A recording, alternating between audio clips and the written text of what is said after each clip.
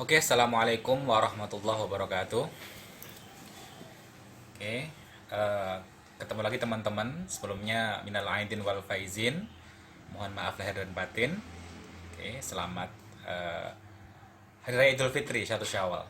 Oke, em, minggu kemarin kita libur. Kita mulai lagi hari ini. Hmm, Tema hari ini mungkin kita masih ada di sekitar ini ya, metode penelitian ya. Jadi beberapa waktu kemarin ada beberapa teman yang bertanya, tampaknya ada beberapa teman yang masih belum mengerti perbedaan antara pendekatan dengan teori, di mana hal ini sangat penting untuk menentukan langkah-langkah kalian dalam meneliti. Jadi sebenarnya teori dan pendekatan itu susah membedakan ya, sangat susah membedakan. Kadang tumpang tindih. Nah, kalau hemat saya, pendekatan itu sebenarnya lebih luas, lebih lebar. Lingkupnya lebih luas gitu ya, pendekatannya. Sedangkan teori itu konsep-konsep kecil. Jika Anda punya statement satu kalimat saja yang itu merupakan sebuah konsep atau pandangan Anda, ada nilainya, berbentuk seperti teori, itu adalah teori gitu. Jadi teori itu kecil-kecil ya. Anda punya statement satu kalimat itu mengandung sebuah makna, pemahaman, itu namanya teori. Nah, sedangkan pendekatan itu lebih luas. Misal begini, kita langsung ke contoh saja. Misal sosiologi sastra. Nah, sosiologi sastra itu teori atau pendekatan? Sosiologi sastra itu lebih ke pendekatan karena masih luas sekali. Jadi, kenapa pendekatan? Karena yang dilihat adalah cara pandangnya, bahwa sastra adalah gambaran atau cerminan dari realita. Itu adalah statement umum utama garis besar tentang sosiologi sastra. Dan ketika dalam penelitian itu dinamakan sebagai pendekatan. Jadi mendekatinya sebagai sastra, sebagai cerminan dari masyarakat. Jadi mendekatinya seperti itu. Kita menganggapnya sastra bukan hal yang otonom, yang sendiri. Cuman kita menganggapnya mendekati karya sastra itu sebagai cerminan dari realita. Jadi seperti itu. Jadi pendekatan itu adalah bisa dikatakan sebagai anggapan kita, anggapan dasar kita tentang sastra itu atau tentang hal lain. Kalau objeknya linguistik ya tentang berita itu, wacana itu, anggapan dasarnya seperti apa. Kalau sosiologi sastra, anggapannya sastra adalah cerminan dari realita, bukan sebuah hal yang otonom seperti teori objektif ya, yang mengatakan bahwa sastra berdiri sendiri, yang dibangun dari berbagai macam struktur yang membentuk kesatuan. Itu pendekatan struktural gitu ya. Jadi sosiologi sastra, psikologi sastra, struktur, psikoanalisa, ya itu adalah pendekatan karena kita mendekatinya melalui konsep-konsep besar itu ya. Jadi ketika kita ingin melihat sastra hubungannya dengan realita, cermin masyarakat, maka kita menggunakan pendekatan sosiologi sastra. Kita menganggap bahwa sastra itu bagian dari realita, cerminan dari realita seperti itu. Akhirnya analisa kita, penelitian kita melihat hubungan antara realita masyarakat dengan sastra itu sendiri. Dan misal atau misal yang lain, kita ingin melihat sastra itu tidak dikaitkan dengan hal lain, sastra otonom, sendiri, objektif, maka sebenarnya kita melakukan penelitian menggunakan pendekatan objektif atau pendekatan struktural, di mana sastra itu diteliti dari sisi keterbangunannya dari berbagai macam unsur, gitu ya, entah itu sekuen, entah itu tokoh dan lain sebagainya. Seperti itu. Sama seperti halnya seperti psikologi sastra.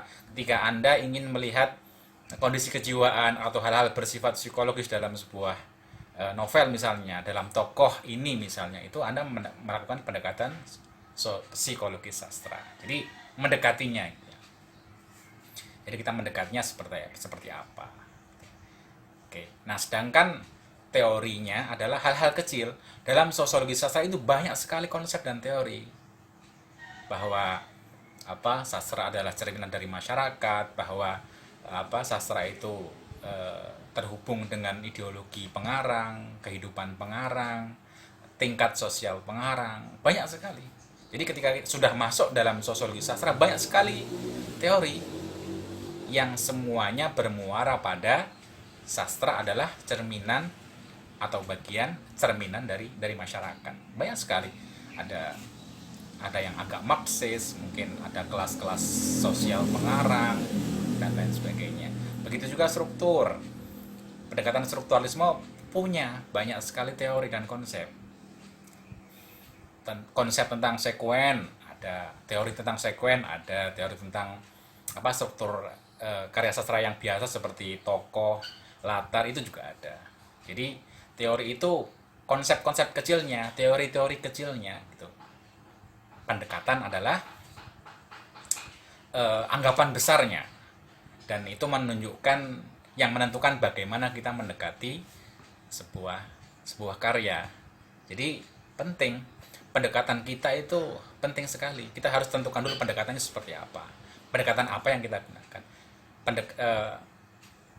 Hasilnya akan berbeda ketika kita menggunakan pendekatan yang berbeda. Jadi harus ditentukan dulu. Anda cari-cari masalah, lalu kira-kira masalah Anda itu kira-kira pasnya didekati dengan apa gitu.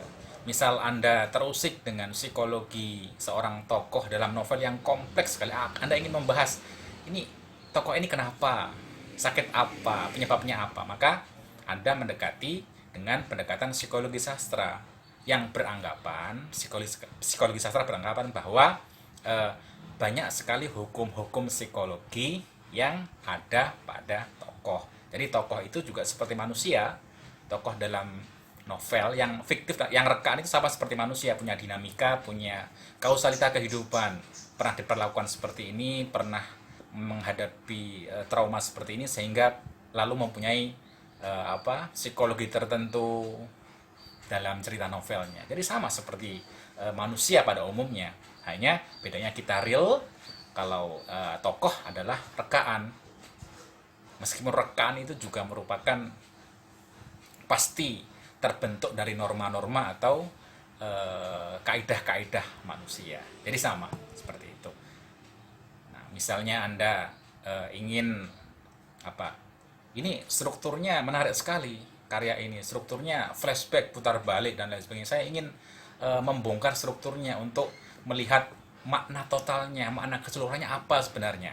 Makanya yang pas Anda melakukan pendekatan objektif atau struktural, karena menganggap tidak ada hal lain dalam karya Anda kecuali bangunan-bangunan atau struktur yang membangun hal tersebut. Oke. Nah, lalu kembali kepada metode penelitian. Jadi metode penelitian sebenarnya penting. Di sini Anda dituntut untuk mengetahui apa pendekatan Anda, lalu Anda jelaskan bagaimana langkah-langkah Anda. Jadi di bab inilah Anda seharusnya sudah tahu langkah apa yang akan kalian gunakan untuk melakukan penelitian kalian. Oke. Misal sosiologi sastra.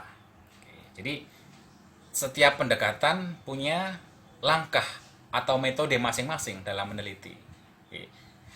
Misal sosiologi sastra, maka caranya, karena sastra adalah cerminan dari masyarakat, maka jelas Anda harus menjelaskan kondisi masyarakat dulu.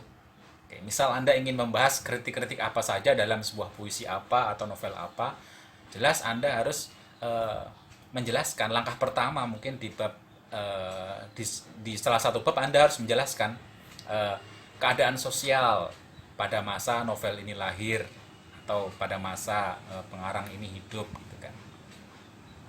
Setelah itu setelah Anda menjabarkan setelah langkah pertama Anda menjabarkan kondisi sosialnya, baru Anda masuk ke penjabaran berikutnya tentang sejauh mana mungkin novel ini merekam atau mencerminkan keadaan sosial yang dia manifestasikan dalam kritik-kritiknya. Jadi langkahnya seperti itu, logis ya. Jadi ketika kita ingin melihat sejauh mana eh, kritik sosial atau cerminan masyarakat dalam sebuah karya sastra, jelas secara logis kita akan melihat terlebih dahulu keadaan sosial seperti apa. Kenapa novel berbicara seperti ini? Kenapa puisi berbicara seperti ini? Karena keadaan sosialnya seperti ini. Maka Anda jabarkan dulu langkah pertama, kondisi sosial seperti ini pada masa karya ini lahir, baru Anda jelaskan eh, ya kenapa novel berbicara seperti ini, kritik-kritiknya seperti ini, gitu ya, jelas. Begitu juga jika Anda menggunakan pendekatan struktural, maka metode atau langkahnya adalah Anda mengupas, gitu ya, mengupas, membedah.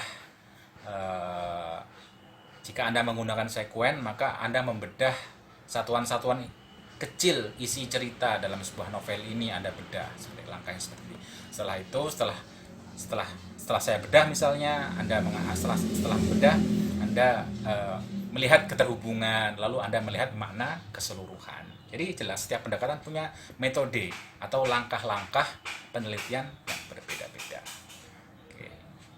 Jadi intinya metode penelitian menyambung atau menambahkan yang materi yang 2 minggu kemarin, bahwa metode adalah langkah-langkah sebuah bab di proposal di mana Anda dituntut untuk menuliskan bagaimana langkah-langkah kalian, dan langkah-langkah kalian biasanya ditentukan dengan pendekatan yang kalian gunakan. Anda tulis ketika Anda sudah menemukan langkah-langkah Anda, insya Allah memudahkan Anda ketika Anda mengeksekusi penelitian Anda. Seperti itu. Misal menggunakan, intinya Anda jelaskan bagaimana langkah-langkah. Pertama, saya membaca dengan metode close reading, saya membaca dengan detail, lalu saya memilah, ketika struktural, memilah-milah atau membongkar unsur-unsur terkecilnya, lalu setelah itu saya ya seperti itu, jadi langkah-langkahnya. Atau yang lain misalnya psikologi sastra, saya akan membaca, langkahnya adalah saya membaca novel A dengan close reading, dengan detail, lalu saya membaca konsep-konsep psikologi di buku-buku sekunder yang saya kumpulkan, lalu saya menganalisa isi novel ini sesuai dengan konsep-konsep psikologi, lalu saya analisa seperti itu. Jadi intinya Anda paparkan bagaimana langkah Anda secara garis besar dalam mengeksekusi penelitian Anda. Oke. Saya kira itu ya, tidak perlu terlalu banyak. Jika ada yang belum dipahami, ada yang miss, silahkan langsung saja tanya di grup atau DM ke saya. Oke, jangan malu-malu, nggak apa-apa. Oke. Jika ada yang belum paham, poin-poin mana yang belum paham, kira-kira silahkan ditanyakan. Karena memang kuliah jarak jauh, saya yakin memang jauh dari efektivitas. Cuman kita harus tetap berusaha sebaik mungkin. Oke. Oke, saya kira itu ya kuliah kita hari ini. Mohon maaf bila ada kekurangan. Assalamualaikum warahmatullahi wabarakatuh.